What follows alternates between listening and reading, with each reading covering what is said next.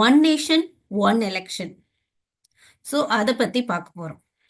ஒரு நாடு ஒரு தேர்தல், ஒன் நேஷன் ஒன் எலெக்ஷன் அப்படின்னா அட் அ டைம்ல லோக்சபா மக்களவை, அப்புறம் மாநிலங்களவை, சட்டசபை, ஒவ்வொரு மாநிலங்களுடைய சட்டசபை தேர்தல் மற்றும் உள்ளாட்சி தேர்தல்கள், இது எல்லாத்தையும் சேர்த்து ஒரே நேரத்துல நடத்தலாம் அப்படின்னு சொல்லி கவர்மெண்ட் ஒரு ப்ரப்போசல் கொண்டு வந்திருக்காங்க. ஸோ அந்த ப்ரப்போசலை பத்தி நம்ம இன்னைக்கு பார்க்க போறோம். நம்ம ஃபர்ஸ்ட் இப்போ எப்படி தேர்தல் நடக்குது, so current system of elections in India எப்படி இருக்குன்னு பார்ப்போம். லோக்சபாக்கான எலெக்ஷன் அப்படின்னு பார்த்தோம்னா அடல்ட் சஃப்ரேஜ் மூலமா ஒவ்வொரு கான்ஸ்டியூன்சிக்கும் கேண்டிடேட்ஸ் வந்து நின்று அவங்க வந்து 5 இயர்ஸ் டேர்மோட அவங்க வந்து எலெக்ட் ஆகி 5 இயர்ஸ் டேர்முக்கு ரன் பண்றாங்க இல்லைங்களா. எம்பி எலெக்ஷன் நடக்குது. இதுல இருந்து மெஜாரிட்டி பார்ட்டி வந்து ரூலுக்கு வராங்க. So Lok Sabha election direct election தனியா நடக்குது. அப்புறம் ராஜ்யசபா எலெக்ஷன் பார்த்தீங்கன்னா அது தனியா, அது இன்டைரக்ட் எலெக்ஷன் அது நடக்குது. ஸ்டேட் அசம்பிளி மறுபடியும் டைரக்ட் எலெக்ஷன். இந்த ஆர்டிகல்ஸ் பேஸ் பண்ணி எலெக்ஷன்ஸ் நடக்குது. ஸோ இவங்களுக்கும் 5 இயர்ஸ் டேர்ம்.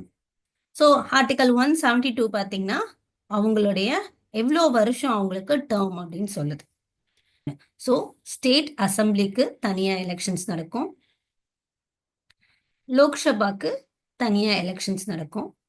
இந்த எலெக்ஷன்ஸ்ல ஓட்டர் ஐடி கார்டு, யார் யார் ஓட்டர் லிஸ்ட் அப்படின்னு எலக்டோரல் ரோல ஸ்டேட் அசம்பிளிக்கும் லோக்சபாக்கும் election commission of India prepare பண்ணுவாங்க.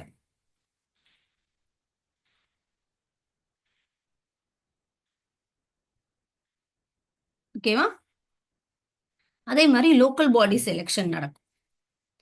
இது வந்து ஆர்டிகல் 243, அப்புறம் ஆர்டிகல் 243 ZA, அதன்படி முனிசிபாலிட்டிக்கு பஞ்சாயத்துக்கு எலெக்ஷன் நடக்கும். இவங்களுக்கும் 5 இயர்ஸ் டேர்ம் கொடுத்துருக்காங்க. இவங்களுக்கு யார் எலக்டோரல் ரோல் ப்ரிப்பேர் பண்ணுவாங்க அப்படின்னு பார்த்தீங்கன்னா state election commission electoral roll prepare பண்ணுவாங்க. கண்டக்ட் பண்றதும் அவங்க தான், எலெக்ஷன் கண்டக்டும் அவங்க தான்.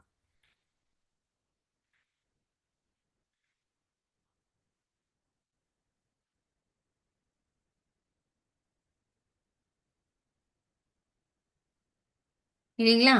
ஸோ லோக்கல் பாடி எலெக்ஷன்ஸ் தனியா, ஸ்டேட் எலெக்ஷன்ஸ் தனியா, அதே நேரத்தில் லோக்சபா எலெக்ஷன்ஸ் அது தனியா நடத்துறது பார்த்தீங்கன்னா லோக்சபா அண்ட் ஸ்டேட் அசம்பிளி வந்து electoral roll preparation and election வந்து நடத்துறது எலெக்ஷன் கமிஷன் ஆஃப் இந்தியா. அதே வந்து லோக்கல் பாடி எலெக்ஷன்ஸ் நடத்துறவங்க ஸ்டேட் எலெக்ஷன் கமிஷன். ஓகேங்களா?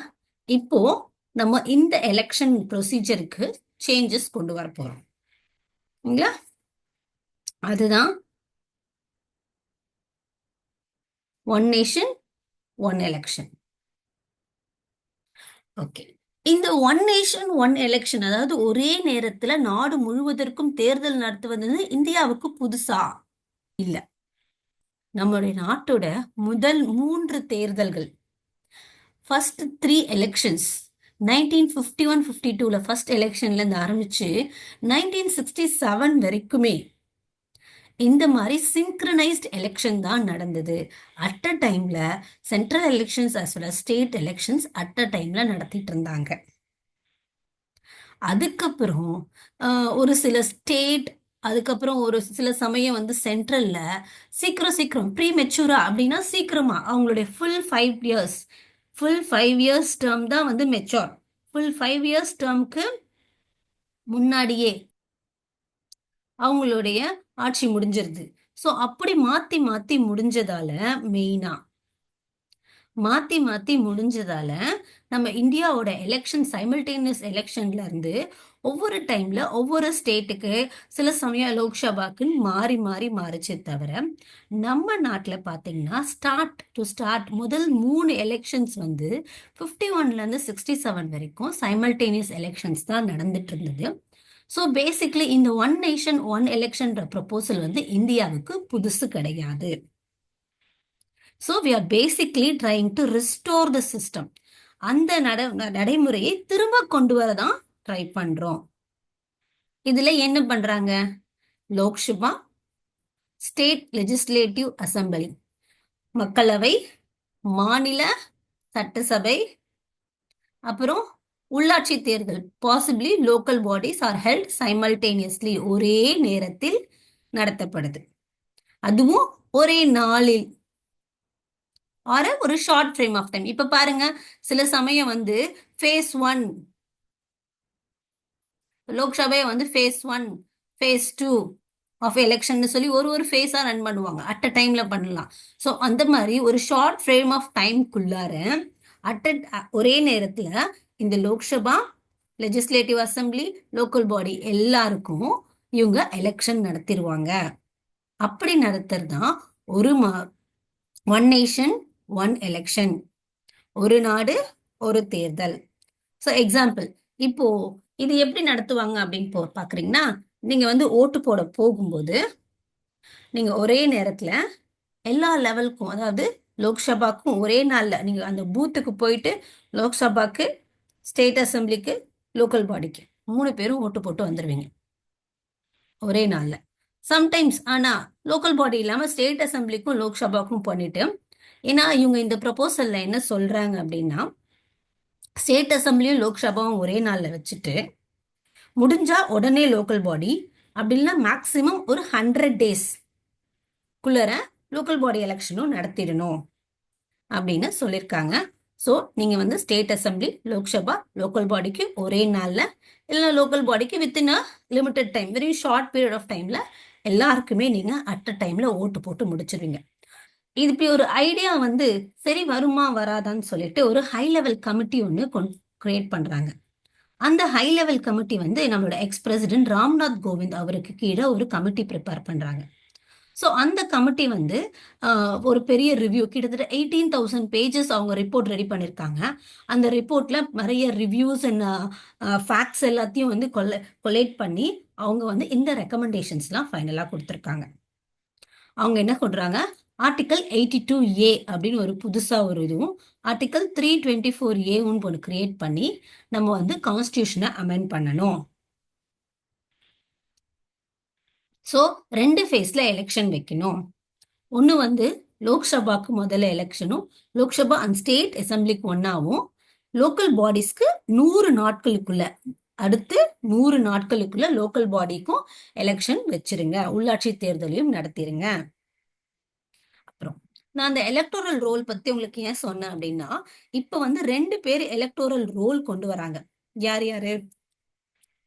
ஸ்டேட் எலெக்ஷன் கமிஷன் ஒருத்தவங்க, அப்புறம் எலெக்ஷன் கமிஷன் ஆஃப் இந்தியா ஒருத்தவங்க, 2 பேர் எலக்டோரல் ரோல் கிரியேட் பண்றாங்க. பட் எல்லா எலெக்ஷனும் ஒன்னா நடத்த போறது இல்ல போல சிங்கிள் எலக்டோரல் ரோல் கிரியேட் பண்ண ட்ரை பண்றாங்க. ஓகேங்களா? ஏன் சிங்கிள் எலக்டோரல் ரோல் தேவைப்படும்?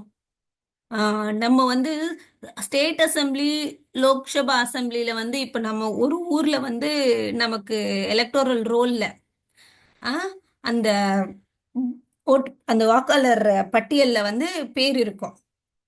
நம்ம பேரு லோக்கல் பாடி எலெக்ஷன் வரும்போது நமக்கு சொந்த ஊர் ஒன்று இருக்கும். இங்கே ஒரு இடத்துல நம்ம வாழ்ந்துட்டு இருப்போம், வீடு கட்டி செட்டில் ஆகி. ஆனா பூர்வீகமா ஒரு சொந்த ஊர் இருக்கும். பூர்வீகமா இருக்க சொந்த ஊர்ல பாத்தீங்கன்னா அந்த ஊர்லயும் நம்ம வாக்கா வந்து சென்ட்ரல் எலெக்ஷன் கமிஷன், அவங்க எலெக்ஷன் கமிஷன் ஆஃப் இந்தியாவோட வாக்காளர் பட்டியலும் இவங்க வாக்காளர் பட்டியலும், ஸ்டேட் எலெக்ஷன் வாக்காளர் பட்டியலும் சிங்க் ஆகிறது கிடையாது. ரெண்டத்தையும் வந்து கிராஸ் செக்லாம் யாரும் பண்றது இல்லை. அதனால நமக்கு 2 இடத்துலயும் ஓட்டிங் பவர் கிடைச்சிருது. ஸோ இந்த மாதிரி டபுள் கன்ஃபியூஷன்ஸ்லாம் இல்லாம, ஒரு டூப்ளிகேஷன் இல்லாம சிங்கிள் எலக்டோரல் ரோலா கொண்டு வரணும் அப்படின்றதுக்காக தான் வந்து சிங்கிள் எலக்டோரல் ரோல், ஒரே ஒரு வாக்காளர் பட்டியல் கொண்டு வர ட்ரை பண்றாங்க. MCC disruption. எம்சிசின்னா என்ன?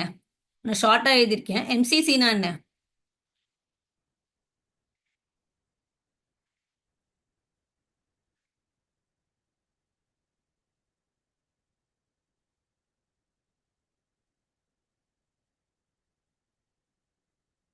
Model code of conduct. So model code of conduct அப்படின்னா அது டீடைல்ஸ் கீழே பார்ப்போம். மாடல் கோட் ஆஃப் கான்டக்ட்னா எலெக்ஷனுக்கு முன்னாடி இம்மீடியட்டாக்கு முன்னாடி கொஞ்ச நாட்களுக்கு ஃபாலோ பண்ண வேண்டிய ரூல்ஸ், அதான் மாடல் கோட் ஆஃப் கான்டாக்ட். அதை எலெக்ஷன் கமிஷன் அனௌன்ஸ் பண்ணுவாங்க. ஸோ இந்த மாடல் கோட் ஆஃப் கான்டாக்டால ஏற்படுற டிஸ்கிரிபன்சிஸ்னா பிரச்சனைகள் சில சில இருக்கு. அதெல்லாம் வந்து ரெடியூஸ் பண்றதுக்காக இதை நீங்க கொண்டு வாங்க அப்படின்னு ஹை லெவல் கமிட்டி ரெக்கமெண்ட் பண்ணியிருக்காங்க. அதுக்கப்புறம் synchronizing the cycles may require adjusting some assemblies term temporarily. இப்போ நம்ம சொல்லிட்டோம், இப்போ வந்து லோக்சபா எலெக்ஷன் நடக்குது, ஸ்டேட் அசம்பிளி எல்லாத்துக்கும் சேர்த்து இவங்க சொல்ற மாதிரி எலெக்ஷன் நடக்குது. நடந்ததுக்கு அப்புறம் திடீர்னு தமிழ்நாட்டில் வந்து ஒரு கோயிலேஷன் கவர்மெண்ட் தான் வந்திருக்குன்னு வச்சுக்கோங்களேன், கூட்டணி ஆட்சி.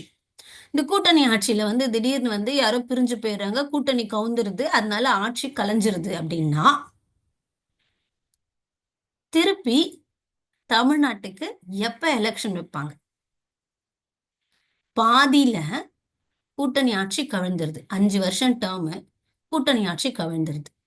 1 எலெக்ஷன் 1 நேஷன் தியரி படி 5 வருஷத்துக்கு ஒரு வாட்டி எல்லாருக்கும் சேர்த்து ஒரே நேரத்துல தான் எலெக்ஷன் வைப்பாங்க.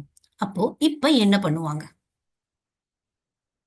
அதாவது இப்ப என்ன கொண்டு வராங்க அப்படின்னா, இப்போ 2ஆ பிரிச்சுக்கிறாங்க. இப்போ ஃபர்ஸ்ட் வந்து ஸ்டேட் அசம்பிளி வந்து அந்த 5 இயர்ஸ் டேர்ம் பீரியட்குள்ளார அசம்பிளி வந்து கலைஞ்சிருச்சு அப்படின்னா, அந்த மீதி இருக்கிற டேர்ம், இப்போ நான் 1.5 வருஷம் சொன்னேன் இல்லைங்களா, மீதி இருக்கிற 3 வருஷத்துக்கு மட்டும் மறுபடியும் எலெக்ஷன் நடத்தி அவங்கள வச்சு அந்த 3.5 வருஷம் டேர்ம் முடிஞ்ச உடனே திருப்பி ஃபர்ஸ்ட்ல இருந்து ஃபுல் எலெக்ஷன் வைக்கிறாங்க. ஓகேங்களா? இது ஸ்டேட் அசம்பிளியை பொறுத்த வரைக்கும். சரி, ஓகே. இப்போ Lok Sabha elections, Lok Sabha election, Lok Sabha coalition government கவுந்துருச்சு. அப்ப என்ன பண்ணுவாங்க? ஸோ அப்பயும் என்ன பண்றாங்க அப்படின்னா, லோக்சபாவோட எலெக்ஷன் கவுந்துருச்சுன்னா மொத்த லோக்சபாக்கு எலெக்ஷன் வச்சு ரிமைனிங் டேர்முக்கு மட்டும்தான். ஏன்னா இந்த லோக்சபா கலைஞ்சிருச்சுன்னு சொல்லிட்டு மொத்த ஸ்டேட் அசம்பிளிஸையும் கலைக்க முடியாது. அதனால 5 இயர்ஸ்னா 5 இயர்ஸ் தான், அடுத்த சைக்கிள் எப்போன்னு கரெக்டா ஆல்ரெடி டிட்டர்மைண்டா இருக்கும். ஸோ இந்த 5 இயர்ஸ்க்குள்ள லோக்சபா கலைஞ்சா லோக்சபா மட்டும் புது எலெக்ஷன், அவங்களோட ரிமைனிங் டேர்ம் மீதி இருக்க டைம் மட்டும்தான். ஸ்டேட் அசம்பிளி கலைஞ்சதுன்னா நடுவில் கலைஞ்சதுன்னா மீதி இருக்க டைமுக்கு மட்டும்தான் புது எலெக்ஷன். ஸோ அந்த டைம், அந்த டேட், அந்த 5 இயர்ஸ் டேட் முடியும் போது எல்லாருக்குமே திருப்பி சிங்க்ரனைஸ்ட் எலெக்ஷன். ஸோ இப்படிதான் வந்து சிங்க்ரனைஸ் பண்ண ட்ரை பண்றாங்க. முன்னாடியே லோக்சபா கலைஞ்சிருச்சுன்னா ப்ரீமெச்சூர் டிசல்யூஷன் ஆஃப் லோக்சபா நடந்தா elections for Lok Sabha is held with state assemblies unaffected. Lok Sabha would serve the remainder of the original term. மீதி இருக்கிற காலகட்டத்திற்கு மட்டும் இந்த லோக்சபா இருக்கும். Scenario 2, premature dissolution of state assembly. State assembly வந்து டிசால்வ் ஆயிடுச்சுன்னா, எக்ஸாம்பிளுக்கு 2077 ஸ்டேட் அசம்பிளியில டிசால்வ் ஆயிடுச்சுன்னா அடுத்த 2 வருஷத்துக்கு மட்டும்தான் அடுத்து வர ஆட்சிக்கு வர கவர்மெண்ட் இருக்க முடியும். ஓகேங்களா? ஸோ இதுக்காக நான் சொன்ன ஆர்டிகல் 83, 82ல 83, ஆர்டிகல் 172 இது ரெண்டுத்தையும் அமெண்ட் பண்ணணும். ஏன்னா ஒரு இந்த 2 ஆர்டிகல்ஸும் 5 இயர்ஸ் டேர்ம் சொல்லுது. ஸோ இப்பயும் 5 years term in general, but ஆனால் சிங்க்ரனைஸ்டா வர்றதுக்காக ஃபர்தர் அமெண்ட்மெண்ட்ஸ் வந்து இதுக்காக உள்ள கொண்டு வர போறாங்க. எக்ஸாம்பிள் எடுத்துருவோம். 2025ல லோக்சபாக்கு ஃபுல்லா புதுசா ஒரு வாட்டி எலெக்ஷன் கொண்டு வராங்கன்னு வச்சுக்கோங்க. அப்போ லோக்சபா வந்து எக்ஸாம்பிளுக்கு வந்து பிஜேபி கவர்மெண்டே வராங்க, அவங்க வந்து கூட்டாட்சி கவர்மெண்டா, நேஷனல் டெமோக்ராட்டிக் அலையன்ஸ் அவங்களே வராங்க. வந்துட்டு 2027ல அவங்களுடைய ஆட்சி கலைஞ்சிருது, கூட்டணி ஆட்சி பிரச்சனையில கலைஞ்சிருது அப்படின்னா 2027ல ஒரு புதுசா ஒரு எலெக்ஷன் நடத்துவாங்க லோக்சபாக்கு.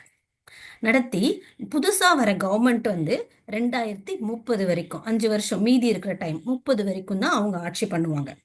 2030ஓட இப்ப புதுசா வந்த கவர்மெண்டோட ஆட்சி கலைஞ்சிரும். சென்ட்ரல்ல மட்டும்தான் கலையும் தவிர ஸ்டேட்ஸ்ல அந்தந்த ஸ்டேட்ஸ்ல எதுவும் பிரச்சனை இல்லாத வரைக்கும் அந்த 25ல இருந்து 30 வரைக்கும் அந்த ஸ்டேட் அசெம்பிளி எந்த பிரச்சனையும் இல்லாம போயிட்டே இருக்கும். அதே மாதிரிதான் ஸ்டேட் அசெம்பிளிக்கும். ஒரு நாடு ஒரு தேர்தல் ஏன் வேணும்? எக்ஸ்பெண்டிச்சர். நிறைய செலவு வருது. அதாவது லோக்சபா எலெக்ஷன்ஸ்க்கு செலவு வருது. அப்புறம் மாநிலங்களுக்கு தனியா செலவு, லோக்கல் பாடி எலெக்ஷனுக்கு செலவு அப்படின்னு நிறைய வருது. ஸோ இந்த முதல்ல செலவு பத்தி நம்ம டீடைல்ஸ் பார்த்துருவோம். கிட்டத்தட்ட ஒரு 2019 எலெக்ஷனுக்கு 60,000 கோடி கிட்ட செலவாச்சுங்களாம். ஸோ ஒவ்வொரு எலெக்ஷனும் நம்ம நினைக்கிற மாதிரி சாதாரணம் இல்லை. It incurs a huge cost. ஓகேங்களா? இது யோசிச்சு பாருங்க. 2019 லோக்சபா எலெக்ஷனுக்கு 60,000 கோடி செலவாயிருக்கு. இந்த 60,000 கோடி எது எதுக்கெல்லாம் செலவு பண்ணிருப்பாங்க? பூத் ரெடி பண்றதுக்கு, பூத்துக்கு வர பர்சனல்ஸ், அங்க இருக்கிற செக்யூரிட்டிஸ், அப்புறம் இன்ஃப்ராஸ்ட்ரக்சர், அந்த இவி மிஷின்ஸ் எல்லாம் வந்து கொண்டு வர்றதுக்கு, இவி மிஷின் இன்வெஸ்ட்மெண்ட் அப்படின்னு சொல்லி பெரிய செலவாயிருக்கும். இப்போ இதே மாதிரி நெக்ஸ்ட் ஒவ்வொரு ஸ்டேட்ஸ்க்கும் தனித்தனியா நடத்தும் போது திருப்பி திருப்பி இந்த எலெக்ஷன் காஸ்ட் வந்து இன்க்ரீஸ் ஆயிட்டே போகுது. அதோட அட்மினிஸ்ட்ரேட்டிவ் ஸ்ட்ரக்சரும் வந்து ஏகப்பட்ட வேலை இருக்கிறதால ரொம்ப அஃபெக்ட் ஆகுது. Plus it's a lot of work. ஒரே வேலையை அன்னெசரியா திருப்பி திருப்பி பண்றோம். கிட்டத்தட்ட ஒரு ஒரு எலெக்ஷன்லயும் 10ல இருந்து 15,000 கோடிகள் வரைக்கும் சேவ் பண்ண முடியும் இந்த ஒன் நேஷன் ஒன் எலெக்ஷனை கொண்டு வந்தா அப்படின்னு சொல்றாங்க. இப்போ ரொம்ப இம்பார்ட்டன்ட் தான் இல்ல. இவரு இதுதான் சொல்ல வர்றாரு. மாடல் கோட் ஆஃப் கான்டாக்ட்ல என்ன பண்ணுவாங்க அப்படின்னா, எலெக்ஷன் கிட்ட வர சமயத்துல புதுசா ஸ்கீம் அனௌன்ஸ் பண்ணக்கூடாது. ஸோ புதுசா வந்து எந்த டெசிஷன்ஸும் பெருசா அனௌன்ஸ் பண்ணக்கூடாது. ஏன்னா எலெக்ஷனை மோட்டிவா வச்சுதான் வந்து ரூலிங் பார்ட்டி அனௌன்ஸ் பண்றாங்க அப்படின்ற நிறைய பிரச்சனைகள் வரதால மோடல் கோட் ஆஃப் கான்டாக்ட் படி அவங்க சொல்ற டேட்ல இருந்து ஆரம்பிச்சு எலெக்ஷன் கிட்ட வரும்போது புது பாலிசில அனௌன்ஸ் பண்ணக்கூடாது. புதுசா எந்த விதமான டெசிஷன்ஸும் எடுக்க முடியாது கவர்மெண்ட். அப்போ கவர்மெண்டோட ஃபங்க்ஷன்ஸ் வந்து குறிப்பிட்ட காலத்துக்கு தடைப்படுது. ஸோ இதே வந்து இப்போ வந்து அதே வந்து எலெக்ஷன் வந்து முதல்ல கொஞ்ச நாளைக்கு லோக்கல் பாடி எலெக்ஷன், அப்புறம் கொஞ்ச நாள்ல ஸ்டேட் எலெக்ஷன், மறுபடியும் லோக்சபா எலெக்ஷன் திருப்பி திருப்பி தனித்தனியா நடக்கும்போது every time model code of கான்டாக்டை கண்டு நம்ம வந்து ஃபாலோ பண்றதுக்காக அந்த ஸ்டேட் கவர்மெண்ட் வந்து என்ன பண்றாங்க? அவங்களுடைய ஸ்டேட் கவர்மெண்டா இருக்கட்டும் சரி, இல்லைன்னா சென்ட்ரல் கவர்மெண்டா இருந்தாலும் சரி, அவங்க வந்து இந்த முக்கியமான பாலிசிஸோ இல்ல மக்களுக்கு தேவையான விஷயங்களோ செய்வதில் டிலே வருது இல்லைங்களா? ஸோ அதனால ஒரே டைம்ல நடத்திட்டா அந்த ஸ்பெசிபிக் பீரியட் ஆஃப் டைம்ல மட்டும் அந்த மாடல் கோட் ஆஃப் கான்டாக்ட் இருக்கும்போது மற்ற நேரத்துல கவர்மெண்ட் வந்து அவங்களுடைய கவர்னன்ஸ் ஃபங்க்ஷன்ல முழுமையா வந்து கவனம் செலுத்த முடியும் அப்படிங்கிறது இது வேணுன்றதுக்கான ஆர்குமெண்ட். ஓகேங்களா? அப்புறம் அட்மினிஸ்ட்ரேட்டிவ் ஒர்க். இப்போ நீங்க யாராவது கவர்மெண்ட் எம்ப்ளாயீஸோட டாட்டர்ஸ் ஆர் சன் அப்படி இருந்தீங்கன்னா உங்களுக்கு தெரியும். எலெக்ஷன் வந்துச்சுன்னா அம்மா அப்பா எல்லாம் கிளம்பி போயிருவாங்க. அங்க போய் தங்கி எல்லா வேலையும் முடிச்சுட்டு வருவாங்க. ஸோ எவ்ரி டைம் எலெக்ஷன் வரும்போது இவங்கெல்லாம் இப்போ டீச்சர்ஸாக இருக்கலாம், இல்லை ஆஃபீஸ் ஒர்க்கர்ஸாக இருக்கலாம், இல்லை ஈவன் கலெக்டராக கூட இருக்கலாம். அவங்க அவங்களுடைய district administration or education or அவங்களுடைய ரொட்டீன் ஒர்க் அது எல்லாத்தையும் விட்டுட்டு எலெக்ஷனுக்காக ஒரு ஃபியூ டேஸ் ஸ்பெண்ட் பண்ணி அவங்க போயிட்டு அந்த வேலையில ஃபோக்கஸ் பண்ண வேண்டியதா இருக்கு. இதே எலெக்ஷன்ஸ் ரிப்பீட்டடா நடக்கும்போது அடிக்கடி அவங்களுடைய ஒர்க் வந்து பாதிக்கப்பட்டு அவங்களோட ஆக்சுவல் ரொட்டீன் ஒர்க் பாதிக்கப்பட்டு அவங்க எல்லாம் இந்த வேலைக்கு வர்றதா இருக்கு. ஸோ அந்த கவர்னன்ஸ்ல வந்து நிறைய இஷ்யூஸ் வருது அப்படின்னும் சொல்லியிருக்காங்க. அடுத்தது இன்க்ரீஸ்ட் ஓட்டர் டேர்ன் அவுட். ஒரே ஒரு வாட்டி தான் எலெக்ஷன் நடக்குதுன்னு வச்சுக்கோங்க. நான் ஏதோ இங்கேருந்து நான் சென்னையில் இருக்கேன், பெங்களூர்ல இருக்கேன் அப்படின்னா சரி நம்ம ஒன் டைம் தானே எப்படியும் லீவ் வேற வருது, ஊருக்கு போய் ஓட் போட்டுட்டு வந்துருவோம் அப்படின்னு சொல்லி யோசிக்கிறவங்க நிறைய இருப்பாங்க. அண்ட் ஆல்சோ இப்போ நம்ம தமிழ்நாடு எடுத்துக்கிட்டாலே வந்து நிறைய மைக்ரண்ட் ஒர்க்கர்ஸ் இருக்காங்க இல்லைங்களா? அவங்கெல்லாம் வந்து எவ்ரி டைம் திருப்பி திருப்பி எலெக்ஷன் நடந்தா அவங்களால எவ்ரி டைம் போயிட்டு வர முடியாது. ஸோ இதே ஒன் டைம் நடந்தா most people will turn out அப்படின்னு சொல்றாங்க. Next political parties. 5 மாசத்து எலெக்ஷன் வரப்போதுனா இன்னையில இருந்தே ஒவ்வொரு பார்ட்டியும் வந்து என்ன பண்ணலாம் என்ன பண்ணலாம் என்ன பண்ணலாம்னு ஃபோக்கஸ் பண்ண ஆரம்பிச்சிருவாங்க. இந்த கவர்மெண்ட்டும் பார்ட்டிஸும் ஒரே ஆளுங்க தான். ஏன்னா நம்மளோட இந்தியன் பார்லிமெண்டரி சிஸ்டம்ல majority party becomes the government. அப்போ மெஜாரிட்டி பார்ட்டியும் ஆனா every time they are involving in elections. அப்போ ஒவ்வொரு எலெக்ஷன் வரும்போதும் அவங்களுடைய அந்த பார்ட்டி ஃபுல்லாவுமே என்ன பண்றாங்க, தே ஃபோக்கஸ் ஆன் கேம்பெயினிங். அவங்க அந்த கவர்னன்ஸை தாண்டி they are mostly focusing on campaigning. அப்படிங்கும்போது அகெயின் கவர்னன்ஸ்க்கு இம்பார்ட்டன்ஸை விட பார்ட்டிஸ் வந்து எலெக்ஷனுக்கு இம்பார்ட்டன்ஸ் கொடுக்க வேண்டிய கட்டாயத்துக்கு தள்ளப்படுறாங்க. So to focus on development again one nation one election is essential. ஓகேங்களா? அடுத்தது செக்யூரிட்டி ஃபோர்ஸஸ். நம்ம சிஆர்பிஎஃப் ரொம்ப, அப்புறம் லோக்கல் போலீசஸ் எவ்வளோ பேரை டிப்ளாய் பண்ண வேண்டியிருக்கு. அவங்கள திருப்ப திருப்ப திருப்ப திருப்ப திருப்ப திருப்ப ஒவ்வொரு இடத்தையும் வந்து டிரான்ஸ்போர்ட் பண்ணி அதில் லாஜிஸ்டிக்ஸ், அதோட காஸ்ட்டு, அவங்களோட டிப்ளாய்மெண்ட் எல்லாம் எவ்வளோ ஒர்க் வருது இல்லைங்களா? ஸோ அதையும் ப்ரிவெண்ட் பண்ணலாம் அப்படின்னு சொல்லி ஒன் நேஷன் ஒன் எலெக்ஷனுக்கு வை இட் இஸ் இம்பார்ட்டன்ட்னு இதெல்லாம் ஆர்குமெண்ட்ஸ். ஸோ இது நம்ம ஏற்கனவே பார்த்துட்டோம். மிட்டிகேட்ஸ் ரிசோர்ஸ் டைவர்ஷன், அதாவது பர்சனல்ஸ் வந்து எலெக்ஷன் டியூட்டிஸ் மட்டும் இல்லாமல் அவங்களோட கோர் ரெஸ்பான்சிபிலிட்டிஸில் ஃபோக்கஸ் பண்ண முடியுங்கிறது. ஸோ நம்ம சம்மரைஸ் பண்ணுவோம். ஃபர்ஸ்ட் நம்ம ஒன் நேஷன் ஒன் எலெக்ஷன்னா என்ன, அதில் என்ன பண்ண போறாங்கன்னு ப்ரப்போஸ் பண்ணியிருக்காங்கன்னு பார்த்தோம். ஸோ சிங்க்ரனைஸ்டு எலெக்ஷன் வைக்க போறாங்க. ஸோ அதில் வந்து சிங்கிள் எலக்டோரல் ரோல் கிரியேட் பண்ண போறாங்க. டேர்ம்ஸ் அந்த 5 year டேர்முக்கு பதிலாக சிங்க்ரனைசேஷன் கொண்டு வரதுக்கு சில சேஞ்சஸ்லாம் கொண்டு வர போறாங்க. இதுதான் என்ன பண்ண போறாங்கன்றது. எதுக்காக பண்ண போறாங்க அப்படின்னு பார்த்தோம்.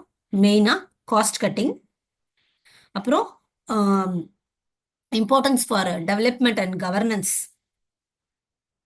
அதுக்காக இன்க்ரீஸ்டு ஓட்டர் டேர்ன் அவுட், இதுக்காக லோக்கல் பாடி எலெக்ஷன்ஸ்க்கு வந்து இது ஒரே டைம்ல நடக்கும்போது மக்களால் வந்து இந்த ரீஜனல் இஷ்யூஸ்க்கு வந்து நேஷனல் இஷ்யூஸை தாண்டி ரீஜனல் இஷ்யூஸ்க்கும் ஃபோக்கஸ் பண்ணுவாங்க.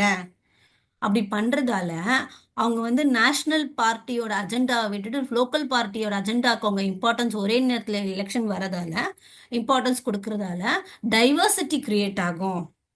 அதாவது அந்த டைவர்சிட்டினா எப்படி, லோக்சபா எலெக்ஷன்ல எலெக்ட் ஆகி போறவங்க வந்து என்ன சொல்றது, அந்த ஸ்டேட்டோட நீடை பேஸ் பண்ணி எலெக்ட் ஆகி போவாங்க. அப்போ வந்து ஒரு எல்லாரையும் ரெப்ரசன்ட் பண்ற மாதிரி, எல்லாரோட ஐடியாலஜியும் ரெப்ரசன்ட் பண்ற மாதிரி லோக்சபாக்கு நிறைய variety of people will come as representatives அப்படின்னு ஒரு ஆர்குமெண்ட் கவர்மெண்ட் வைக்கிறாங்க. இப்போ இதை ஏன் நம்ம படிக்கிறோம்னா, நம்ம வந்து prelims answering as well as mains ஆன்சரிங்கும் நல்லா பண்ணணுன்றதுக்காக தான் இந்த வாட் இஸ் அப்படின்னு கேட்டாங்கன்னா நம்ம இன்ட்ரடக்ஷன் சொன்ன பார்ட்டை மெயினாக ஃபோக்கஸ் பண்ணி ஏன் பாசிட்டிவ்ஸ் அண்ட் நெகட்டிவ்ஸை கம்மியாக எழுதணும். ஒய் அப்படின்னு கேட்டாங்கன்னா பாசிட்டிவ்ஸை மட்டும் நிறைய கொடுக்கணும், இன்ட்ரடக்ஷனை கம்மியாக கொடுக்கணும். கம்பேர் இல்லை கிரிட்டிக்கலி அனலைஸ் கமெண்ட் அப்படின்லாம் கொடுத்தாங்க அப்படின்னா பாசிட்டிவ்ஸையும் எழுதி நெகட்டிவ்ஸையும் எழுதணும். மேலே இன்ட்ரடக்ஷனுக்கு ஷார்ட்டாக மற்றது எழுதணும். ஸோ கொஷினை பேஸ் பண்ணி நீங்கள் ஆன்சரில் எதை ஃபோக்கஸ் பண்ணணும்னு நல்லா யோசிச்சு ஆன்சர் எழுதணும். ஸோ ஓகே, இப்போ இவ்வளோ நேரம் இது ஏன் இம்பார்ட்டன்ட் அப்படின்னு பார்த்துட்டோம். ஸோ இப்போ என்ன பண்ணுறோம், நம்ம சென்ட்ரலில் பிஜேபி இருக்காங்க, ஸ்டேட்டில் இப்போ டிஎம்கே பார்ட்டி ஆட்சி பண்ணிட்டு இருக்காங்க. இப்போ சென்டருக்கும் ஸ்டேட்டுக்கும் சேர்த்து எலெக்ஷன் நடத்துகிறாங்க அப்படின்னு வச்சுக்கோங்களேன். இப்போ எலெக்ஷனுக்கு வந்து எல்லா பார்ட்டியும் வந்து அவங்களோட கேம்பெயின் பண்ணுவாங்க. நேஷனல் கவர்மெண்ட் பார்த்தீங்கன்னா அவங்களோட ஃபாரின் அச்சீவ்மெண்ட்ஸு, டிஃபென்ஸ் அச்சீவ்மெண்ட்ஸு, அதுக்கப்புறம் நேஷ்னல் லெவல் ஸ்கீம்ஸு அது இதுன்னு பிரச்சாரம் பண்ணுவாங்க. தனி ஸ்டேட் கவர்மெண்ட் வந்து தனி, லோக்கல் பாடிங்கிறது தனி. நமக்கு ஸ்டேட்ல வேற மாதிரி பிரச்சனை இருக்கு. நம்மளோட பஞ்சாயத்துல ரோடு போடணும், தண்ணி வசதி, இது நிலத்த இது ஊர் குளத்தன் தூர் வரல, ஏரி எல்லாம் அப்படியே அடைஞ்சு போயிருக்கு, இதெல்லாம் லோக்கல் பிரச்சனை. ஸ்டேட் ஹைவேஸ் சரியில்லை, ஸ்கீம்ஸ் சரியில்லை, ஒரு நிவாரண நிதி சரியா வரல, ஸ்டேட் ரிலீஃப் ஃபண்டு சரியா வரல அப்படின்றது மாநில எக்ஸாம்பிள் தான் நான் சொல்றேன். இன்னும் பெரிய பெரிய விஷயங்கள்லாம் இருக்கு.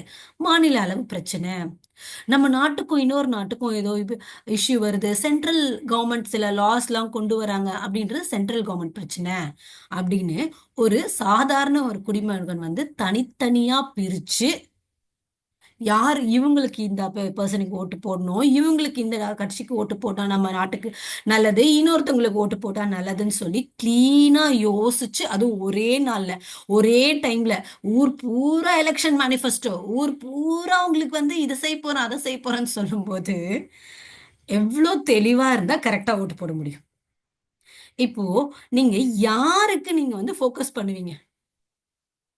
ஸோ ஸோ அப்போ வந்து மோஸ்ட்லி வந்து நேஷனல் அஜெண்டாஸ் வந்து நம்மளை பயங்கரமா அட்ராக்ட் பண்ணுச்சுன்னா ஸ்டேட் அஜெண்டாவை விட்டுருவோம்.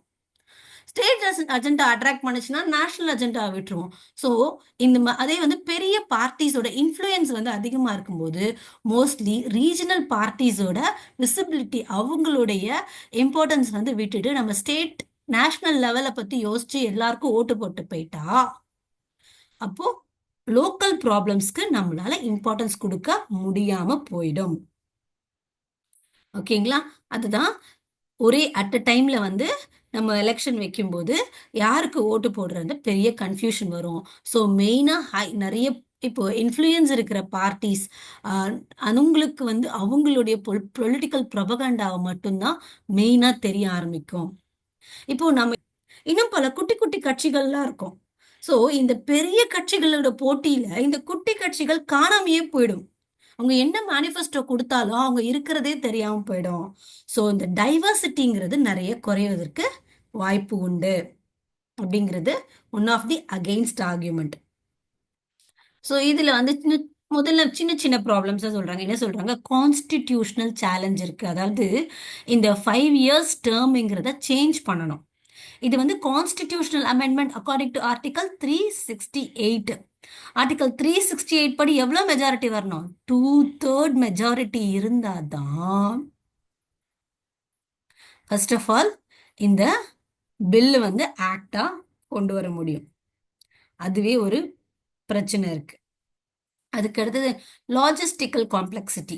அதாவது வந்து எல்லா பொருளையும், அதாவது எல்லா இவிஎம் மிஷினை கொண்டு வரணும், அதை பாதுகாப்பாக வைக்கணும், பாதுகாப்பாக இருக்கிறத திருப்பி கொண்டு போகணும். அந்த லாஜிஸ்டிக்கல் காம்ப்ளெக்சிட்டி வெறும் மிஷின்ஸ்க்கு மட்டும் கிடையாது, பீப்புள் எல்லாமே there are lot of complexity. ஒரே டைம்ல நடத்துறதுங்கிறது இட்ஸ் அ ஹியூஜ் டாஸ்க். அதுவும் இந்தியா மாதிரி ஒரு ரொம்ப மிகப்பெரிய நாட்டில் எவ்வளோ பண்றதுங்கிறது it's a huge task. Managing nearly 900 million voters. கூட்டாட்சி தத்துவத்தில் பிரச்சனை நீங்க எல்லாரும் எழுதியிருந்தீங்க. அதுல ஒன்னது வந்து சொல்லிட்டாங்க, ரீஜனல் இஷ்யூ வந்து நேஷனல் இஷ்யூல வந்து மறைஞ்சு போயிடும். ஓவர் ஷேடோட்னா மறைஞ்சு போயிடும். அது ஒரு இஷ்யூ இருக்கு. இன்னொரு என்ன பாத்தீங்கன்னா வச்சுக்கோங்களேன், இப்போ நம்மளுடைய கான்ஸ்டியூஷன் வந்து சென்டருக்கு தனி எலெக்ஷன் வச்சு அவங்களுக்கு தனி பவர் கொடுத்துருக்கு. ஸ்டேட்ஸ்க்குலாம் தனியா எலெக்ஷன் வச்சு அவங்களுக்குன்னு தனி டேர்ம் கொடுத்துருக்கு. இப்போ சிங்க்ரனைசேஷன் அப்படிங்கிற பேர்ல அடிக்கடி அடிக்கடி நீங்க என்ன பண்றீங்க? பீப்புளோட மேண்டேட், பீப்புள் எலெக்ட் பண்ண ஒரு கவர்மெண்ட்டை ஒரு 5 வருஷம் இருந்து அவங்களோட வேலைகளை நிறைவேற்ற விடாம சீக்கிரம் சீக்கிரம் கட் பண்ணிடுறீங்க. யாரை பேஸ் பண்ணி? ஒவ்வொரு லோக்சபா எலெக்ஷனோட ஃபுல் எண்டு, ஃபுல் டேர்ம் முடிஞ்ச உடனே இன்டர்மீடியட்ல வரவங்க கணக்கு கிடையாது. ஒரு லோக்சபா எலெக்ஷனோட ஃபுல் டேர்ம் முடியும் போது 5 years முடியும் போது நீங்க ஸ்டேட் எல்லாத்தையும் கலைச்சு விட்டுறீங்க. ஸோ சென்டரோட எலெக்ஷனை டிபெண்ட் பண்ணி ஸ்டேட் எலெக்ஷனை கொண்டு வரீங்க. இது பேசிக்லி கூட்டாட்சி தத்துவத்திற்கு எதிரானது, ஃபெடரலிசம்க்கு எதிரானது. இது மோர் சென்ட்ரலைசேஷன். ஸ்டேட்ஸோட அட்டானமி, அவங்களோட தன்னிச்சையா நடக்கிறதுக்கான வழிகளில் நிறைய தலையிடுறீங்க. ஸோ இது வந்து நம்மளுடைய அரசியல் அமைப்பிற்கு எதிரானது அப்படின்னும் நிறைய ஆர்குமெண்ட்ஸ் சொல்றாங்க. ஸோ என்னென்ன சொல்றோம்? நம்ம வந்து ரீஜனல் இஷ்யூ வந்து மறைஞ்சு போகுது, நேஷனல் அஜெண்டாஸ்ல மறைஞ்சு போகும்போது regional parties as well as smaller parties will be sidelined, அவங்கள ஒதுக்கப்படுவாங்க. ரீஜனல் இஷ்யூஸ்க்கு இம்பார்ட்டன்ஸ் கொடுக்க ரொம்ப கஷ்டம். ரொம்ப தெளிவா ஓட் பண்றவங்க மட்டும்தான் இதை பிரித்து பார்க்கக்கூடிய இது வரும். அவங்களுக்கே இது கஷ்டமா இருக்க வாய்ப்புகள் உண்டு. அதுக்கப்புறம் கூட்டாட்சி தத்துவம் வந்து ஒவ்வொரு மாநிலத்திற்கும் தனித்தனியாக தேர்தலை உருவாக்கி அவங்களுக்குன்னு தனியா ஒரு டேர்ம் கொடுத்திருக்காங்க. அவங்களுடைய ஆட்சியை நீங்க மத்திய தேர்தலை அடிப்படையாக கொண்டு ஒவ்வொரு வாட்டியும் நீங்க கலைக்கிறீர்கள் அப்படின்னா, 5 வருஷம் டேர்ம் ஒரே ஃபுல்லா நடந்துச்சுன்னா பிரச்சனை இல்லை. பாதியில கலைஞ்சு சின்னதா ஒரு டேர்ம் ஆரம்பிச்சு முடிஞ்சிருந்தா every time you are making the state assembly election to be depend on the central Lok Sabha elections. So இந்த மாதிரி டிபெண்டன்சி கொண்டு வர்றது கூட்டாட்சி தத்துவத்திற்கு, ஃபெடரலிசம்க்கு அப்போஸ்டா இருக்கு. இன்னும் என்ன சொல்றாங்க, ஃபெடரலிசம்ங்கிறது அடிப்படை தத்துவம், பேசிக் ஸ்ட்ரக்சர் ஆஃப் த கான்ஸ்டியூஷன்ல ஃபெடரலிசம் வந்து ஒரு இம்பார்ட்டன்ட் பார்ட்டை கொடுத்துருக்காங்க. நீங்க இந்த ஒன் நேஷன் ஒன் எலெக்ஷன்ற கான்செப்டை கொண்டு வந்து இந்த அடிப்படை தத்துவமான கூட்டாட்சி, பேசிக் ஸ்ட்ரக்சர் ஆஃப் த கான்ஸ்டியூஷனே நீங்க என்ன பண்றீங்க, சேஞ்ச் கொண்டு வர ட்ரை பண்றீங்க. திஸ் இஸ் அன்கான்ஸ்டிடியூஷனல் அப்படின்னு சொல்லி நிறைய பேர் ஆர்கியூ பண்றாங்க. ஓகேங்களா? இப்போ காஸ்ட் அப்படின்றது தான் மெயினா ஒரு huge cost and governance issues delays வருது அப்படின்றது தான் மெயின் ஃபோக்கஸ். இதை ஏன் கொண்டு வராங்க அப்படின்றத இப்போ அதையே எல்லாரும் ஒரு சவால் எடுக்கிறாங்க. இப்போ நடுவில் ஒரு இதுக்கு ஆட்சி வந்து டிசால்வ் ஆகுது அப்படின்னா அகைன் நீங்க புது எலெக்ஷன் வைக்கிறீங்க. So how to you think that will anyway reduce the cost that much? Expected அளவுக்கு காஸ்ட் ரெடியூஸ் பண்ணுமா? இப்போ ஒரே வாட்டி எலெக்ஷன் நடத்தணும்னு நீங்க முடிவு பண்ணி பண்ணும் போதும் எவ்வளோ இவிஎம் மிஷின்ஸ்க்கு நீங்க வந்து இன்ஃப்ராஸ்ட்ரக்சர் கிரியேட் பண்ணும். Like EVM machines capital input எவ்வளோ இருக்கு. ஸோ ப்ராக்டிக்கலி காஸ்ட் சேவிங் வந்து இருக்குமா அப்படிங்கிறதே சில பேர் கொஷின் பண்றாங்க. ஓகே, நம்ம இப்போ என்ன பண்ணிட்டு இருந்தோம், நேஷனலையும் ரீஜனல் இஷ்யூவையும் பத்தி பேசிட்டு இருக்கும்போது ரீஜனல் இஷ்யூ வந்து உள்ள வந்து மறைஞ்சு போச்சுன்னா என்ன பண்றதுன்னு பேசிட்டு இருந்தோம். அதெல்லாம் விட்டுருங்க. Local body elections, panchayat elections அப்படின்னு எடுத்துக்கிட்டா என்ன ஆகும்? ஸோ பஞ்சாயத்து எலெக்ஷன் நடக்க போற டைம்ல, இப்போ இருக்கிற லோக்கல் பாடி எலெக்ஷன் நடக்கிற டைம்ல ரீஜனல் பார்ட்டிஸ் இப்போ என்ன பண்றோம், ஃபர்ஸ்ட் வந்து Lok Sabha election and state assembly முடிஞ்சு 100 நாளுக்குள்ள லோக்கல் பாடி எலெக்ஷன் நடக்கும்போது நம்ம எல்லாரும் வந்து நம்மளுடைய ஊருக்குள்ள இருக்க பிரச்சனையும் ஊருக்குள்ள யார் வந்து இதை சரி பண்ணுவாங்கன்றதை தாண்டி எந்த கட்சிக்கு ஓட்டு போடலாம் தான் மைண்ட் போகும். ஸோ இன்னும் லோக்கல் பாடி எலெக்ஷன்ஸ் வந்து இன்னும் பாதிக்கப்படும் அப்படின்னும் ஆர் ரொம்ப அகெயின்ஸ்ட், திஸ் இஸ் அகெயின்ஸ்ட்னு சொல்லி ஆர்கியூ பண்றாங்க. திரும்ப திரும்ப எலெக்ஷன் வைக்கிறதால ஹியூஜ் காஸ்ட் இருந்தாலும் திரும்ப திரும்ப நடக்கிற எலெக்ஷன் வந்து மக்களுக்கு indirectly it gives the power. இப்போ ஒரு எலெக்ஷன் கேம்பெயின்ல மட்டும்தான் மக்களை போயிட்டு அந்த எலெக்ஷன்ல இருக்கிற ரெப்ரசன்டேட்டிவ்ஸ் போயிட்டு மீட் பண்றாங்க. அவங்களுடைய குறைகள் என்ன, நிறைகள் என்ன அப்படின்னு தெரிஞ்சுக்கிறாங்க. இப்போ எலெக்ஷன் ஒன்ஸ் இன் 5 years தான் நடக்குது அப்படின்னா த connection between the people and the representatives வந்து குறையறதுக்கு நிறைய வாய்ப்பு இருக்கு. பீப்புளால கொஸ்டின் கேட்க முடியாது அப்படிங்கும்போது there is a lethargy. Elected representatives accountability குறைஞ்சிருது. This one nation one election concept வந்து பீப்புளுடைய பவரை வந்து குறைக்கிறதா சம் பீப்புள் ஆர் ஆர்கியூவிங். இதெல்லாம் வந்து பாத்தீங்கன்னா என்னென்ன ஆர்டிகல்ஸை அமெண்ட் பண்ண வேண்டியிருக்கும். So 83 Lok Sabha, 172 state assembly, article 324 வந்து எலெக்ஷன் கமிஷனோட பவர்ஸ்ல கொஞ்சம் சேஞ்சஸ் கொண்டு வர வேண்டியிருக்கும்.